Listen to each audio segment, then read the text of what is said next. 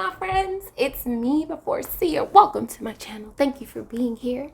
Today we are talking about tangled locks. You have tiny locks. It's something to consider, how to keep your hair from tangling so you can have the most beautiful and easy lock journey ever, right? So just a little bit of background. I have been really active these last couple weeks. I've been running a lot. I've been in the garden getting my seed. I got my seeds in yesterday. I'm a little late, but got my seeds in yesterday. I got greens, beans, potatoes, tomatoes, lambs, hams. It's like, nah, I don't have no lambs and I don't have no hams. Y'all know I'm vegan, right? But I got a lot of goodies. I even planted some corn. Needless to say, being out and about and running around, and I haven't really been I haven't styled really my hair since I retightened it 2 weeks ago. So if you live an active life, it's something to consider. If you're sweating a lot, you gotta make sure that your hair is in a great space and state, despite the activities that you're doing.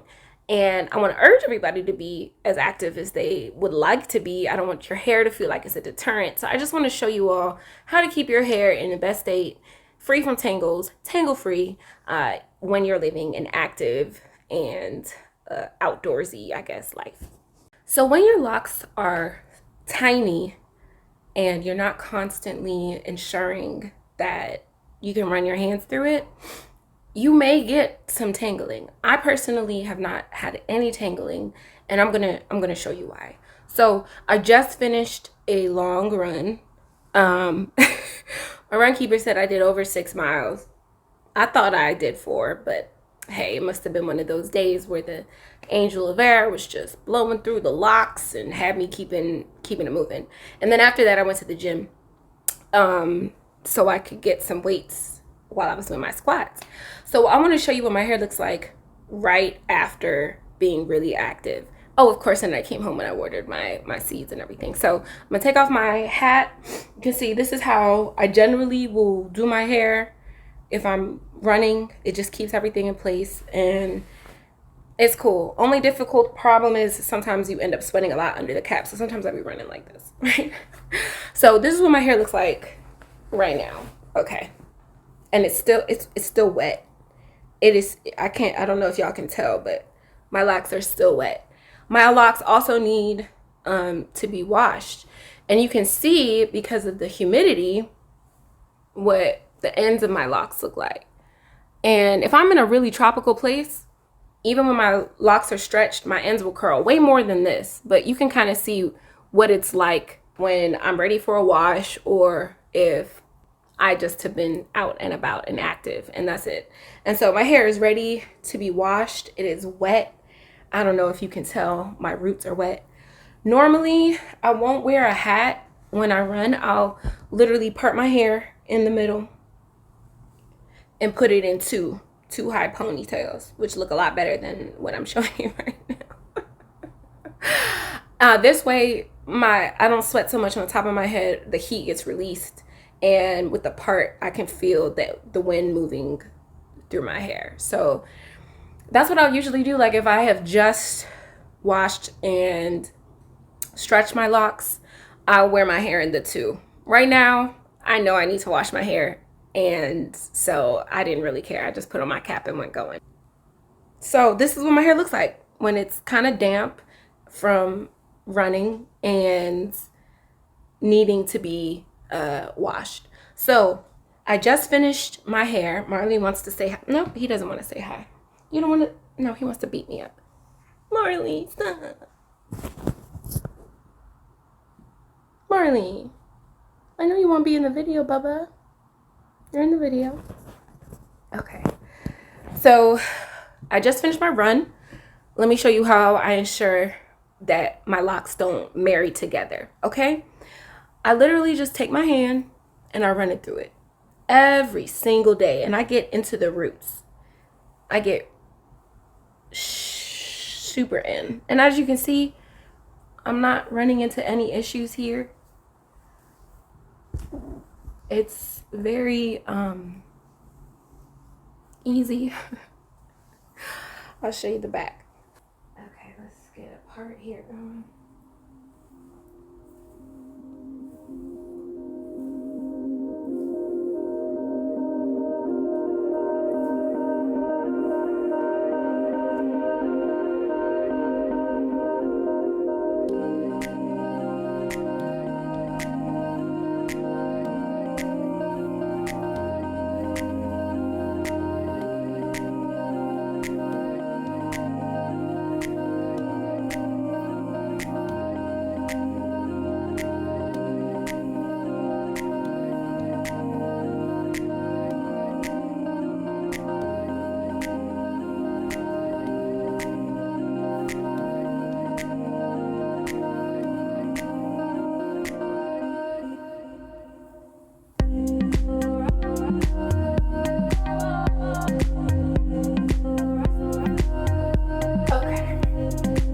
I hope y'all could see that.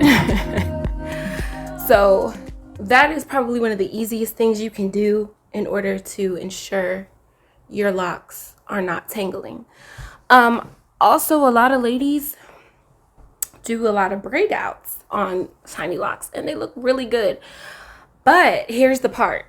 If you're not running your hands through your hair, it won't break up the roots. And so when you do your braid outs, a lot of people braid it out, maybe separate it a little and then leave it because they don't want to disturb the pattern of the braid out. Now, over time, doing these consistently, you may run into problems at your roots because your locks are trying to marry together. So what I do with my braid outs, sometimes I'll braid out to dry my hair. Like if I wash my hair at night and I'm feeling bored or tired, I'm sorry, I'll just put it in a braid out, go to sleep, wake up the next morning, and then I'll stretch out my hair. If I choose to wear the braid out, I run my hands through it just like you do, like I'm showing you right now. I run my hands through it. A lot of ladies don't necessarily do this because it breaks apart the pattern. What I have found is my locks like to hold on to the curl pattern or the lock or the braid pattern, even if I run my hands through it. So what I do at night, if I have a braid out, I run my hands through it, even if it separates the pattern of the braid out. I put all my hair forward into a pineapple and tie it with my hair like when it was natural, going upwards. It'll usually fall forward, but you get the picture. And if I don't wash my hair, the pattern stays. So don't be afraid to run your hands through it, or at least try it. It might, if you have hair similar to mine, I definitely have what is called a 4C texture. I call it 9 ether hair. It grows in the pattern of the 9, and you can find that pattern all throughout nature. You can see it in the way a rose grows. You can see it in vines. You can see 9 in everything in creation. Some people refer to this pattern as nature's or as God's code, God's coding. If you're a coder, it's like the mathematics behind the universe, and it forms mathematically into the spiral. And this spiral is what our hair likes to do.